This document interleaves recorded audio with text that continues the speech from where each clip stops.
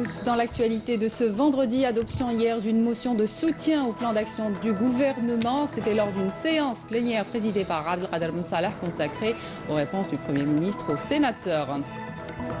Bonne nouvelle pour les personnes âgées de plus de 70 ans et ayant participé au moins 10 fois aux opérations de tirage au sort. Un quota supplémentaire de 1500 passeports de Hajj sera alloué sur instruction du chef de l'État. La session spéciale au profit des exclus de la première session du bac 2017 pour cause de retard prévu du 13 au 17 juillet. C'est le Premier ministre qui l'a annoncé hier dans une conférence de presse. De bons plans pour cette saison estivale à vous proposer. Ce matin, le complexe touristique Corne d'Or de Tipaza vous ouvre ses portes après des travaux de rénovation qui ont duré plusieurs mois. En réponse aux vœux émis par de nombreux Algériens relatifs à l'accomplissement du Hajj, un quota supplémentaire de passeports sera alloué sur instruction du président de la République, Abdelaziz Bouteflika. Annonce faite hier lors d'une séance plénière au Conseil de la Nation consacrée aux réponses du Premier ministre aux préoccupations des sénateurs relatives au plan d'action du gouvernement. Je vous propose d'écouter Abdelmajid Tebboune. On écoute la déclaration.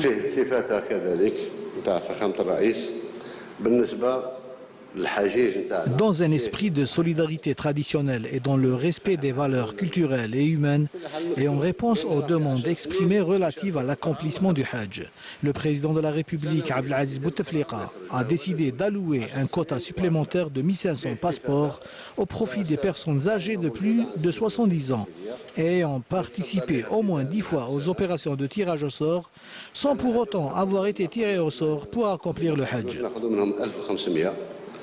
السنة المقبلة ناخذ منهم 2000 ل 2500 حتى إن شاء الله يكتب لهم الحج بعد معاناة 10 سنين.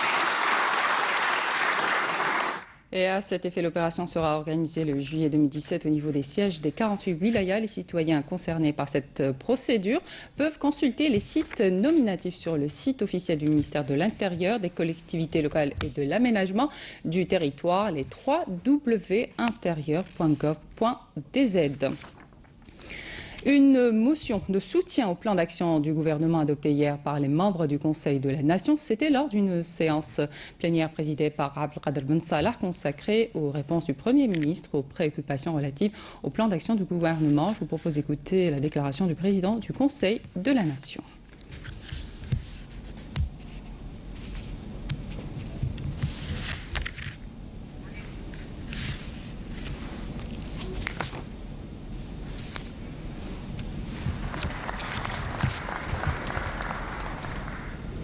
Je vous propose à présent d'écouter la déclaration du président du Conseil de la Nation. Le plan d'action du gouvernement constitue une feuille de route qui exige la compréhension, l'appui et l'engagement de tous. Le débat est un événement constitutionnel important qui s'inscrit dans le cadre des prérogatives constitutionnelles de notre institution et dans le sillage de l'action parlementaire et de l'exercice démocratique entre les institutions de l'État. Cet événement revêt une importance majeure, voire exceptionnelle, vu qu'il dessine les nouvelles perspectives du pays et les contours du processus de développement et définit les politiques de concrétisation de la sécurité et de la paix pour les prochaines années. D'autant que ce plan intervient pour parachever et approfondir le contenu du programme de son Excellence, le Président de la République, visant à développer l'Algérie et à réaliser la prospérité de son peuple dans les domaines socio-économiques, politiques et culturels. Je saisis cette occasion pour réitérer mes félicitations à Abdelmajid Tebboune pour la confiance que le président de la République a placée en lui en tant que Premier ministre. Sa nomination est le couronnement d'un long processus de mission et de responsabilité, toutes liées aux aspirations du peuple algérien et au service des exigences du développement. Les membres du Conseil de la Nation ont accueilli favorablement la décision du Premier ministre relative au DGL des projets de haute rentabilité. Abdelmajid Tebboune a mis en avant d'autres décisions annoncées par le gouvernement. On fait le point avec Iman Khmissi. Le Premier ministre réaffirme les priorités de son plan d'action. D'une part, préserver la cohésion sociale, raffermir davantage l'unité nationale et bannir le fondamentalisme, l'extrémisme et la désintégration culturelle.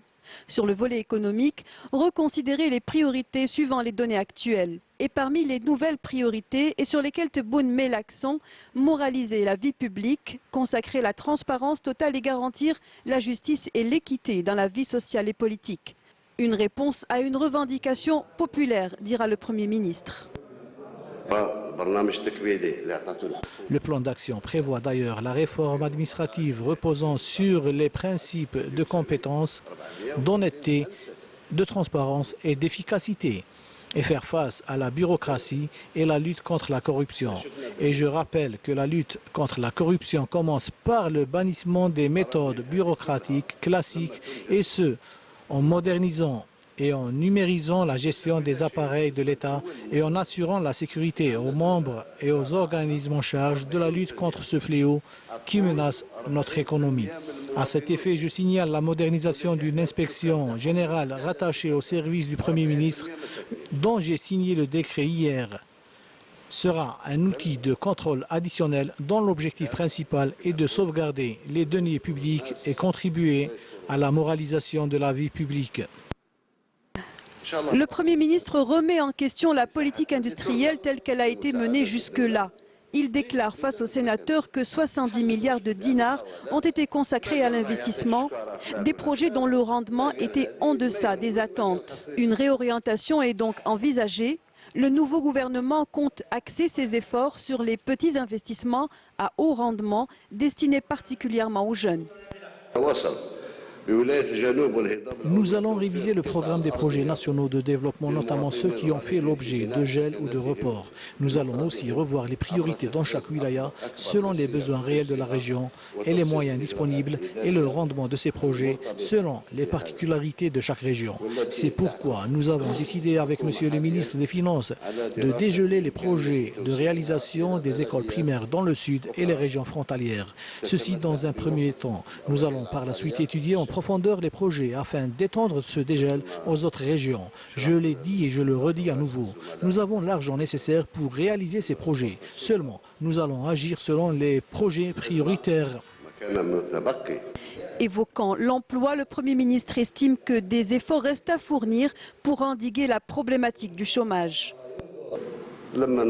Nous devons fournir plus d'efforts pour diminuer le taux de chômage. La situation actuelle n'est pas catastrophique telle qu'il se dit parfois. Elle n'est pas non plus idéale. Nous sommes entre les deux. Je rappelle l'engagement de l'État à répondre aux besoins des jeunes travailleurs à travers les dispositifs d'intégration professionnelle et sociale, à travers le prolongement des délais des contrats d'emploi censés arriver à échéance à la fin de cette année. Pour faciliter la réalisation des objectifs tracés, Abdelmajid Tebboune veut créer le consensus autour de son plan d'action. Pour ce faire, il parle d'engager les canaux du dialogue et de la concertation avec l'ensemble des composants du tissu national. Le Premier ministre entend intégrer dans le dialogue les politiques, les syndicats, la corporation académique et associative afin d'expliquer sa démarche.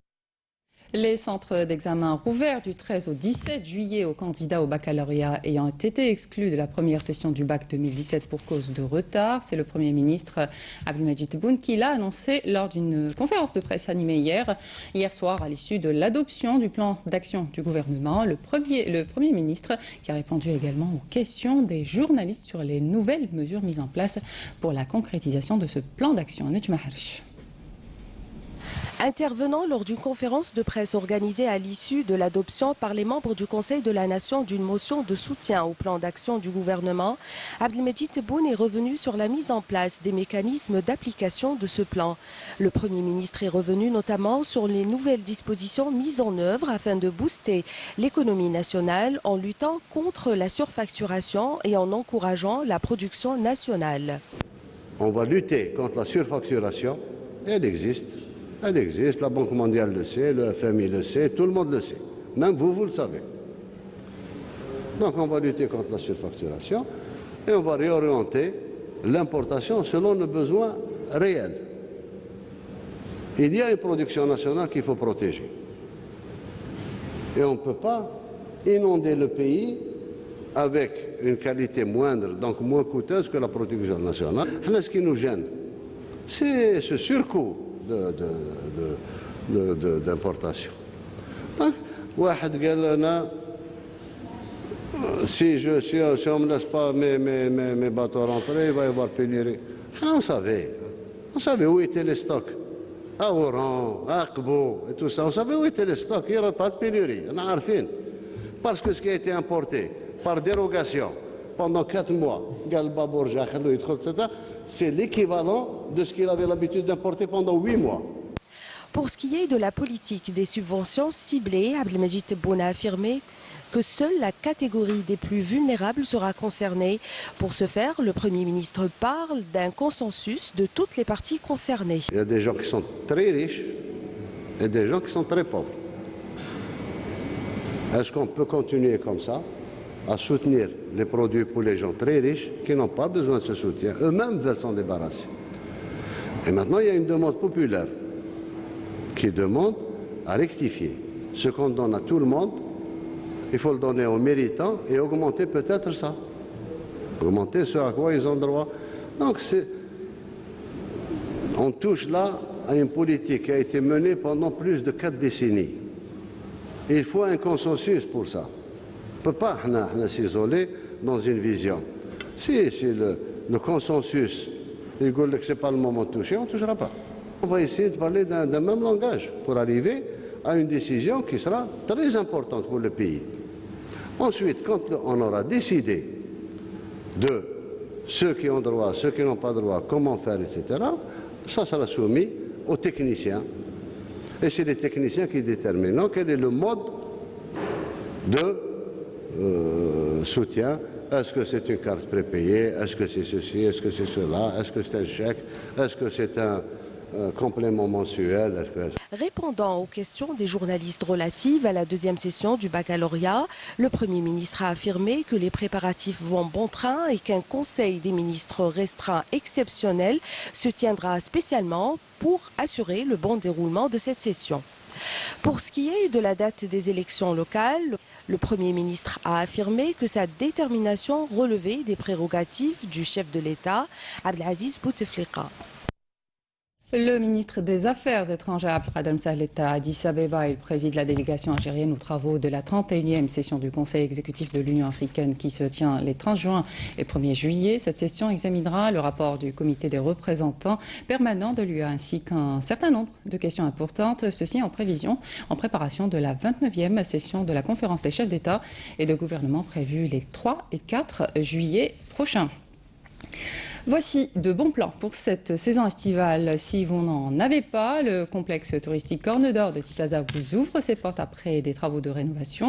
Déserté pendant plusieurs années par les estivants, voilà qu'il décide de reconquérir sa clientèle. Badiara Marni. Le complexe touristique La Corne d'Or est l'une des infrastructures prêtes à accueillir les nombreux estivants cet été, notamment après les travaux de réhabilitation engagés pour le remettre à niveau.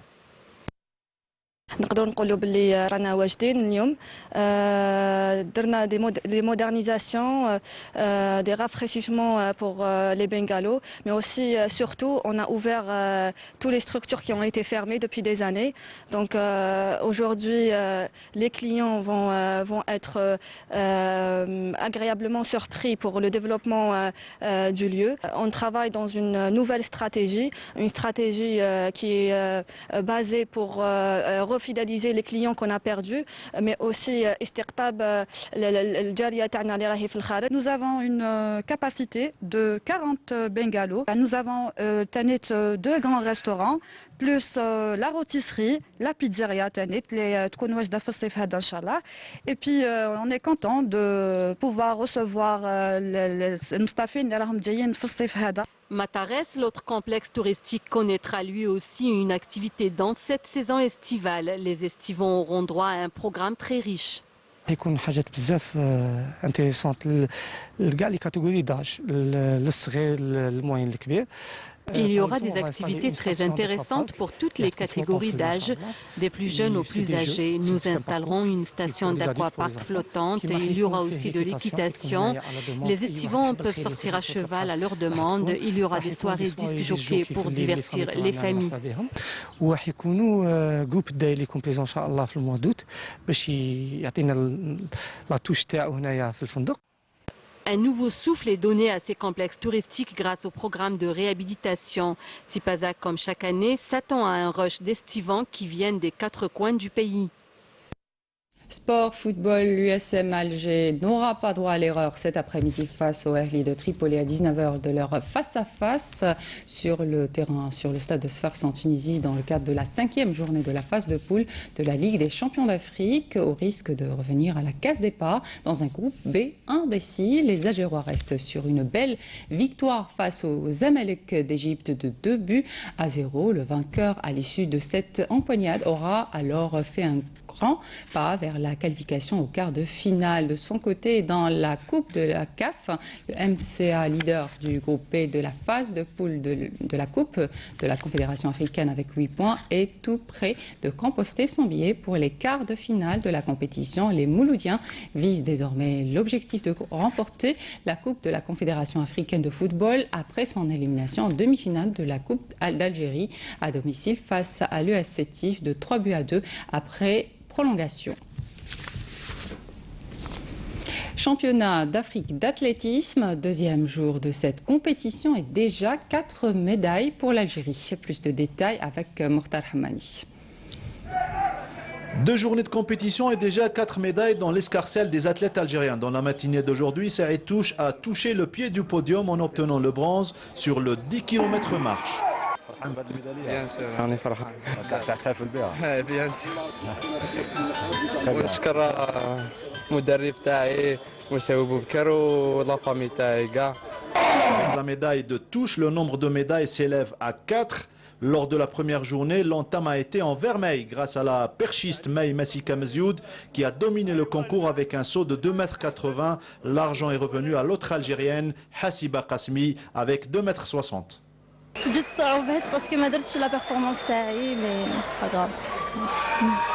Dans un concours où l'Algérie était absente ces dernières années, le lancer du poids, la cadette Ouided Isli de la JSM Ben Aknoun a arraché le bronze grâce à un jet de 11,68 m. L'autre grande sensation de la première journée fut l'œuvre du sprinter Mohamed Zakraoui qui pulvérise le record national cadet du 100 mètres en 10 secondes 67 centièmes, un temps qui le qualifie à la finale. الحمد لله 10 67 جزء بالمئة كنت رقم قياسي جديد للجزائري. La compétition se poursuit pour cette deuxième journée avec 13 finales au programme et d'autres chances de médailles pour l'Algérie.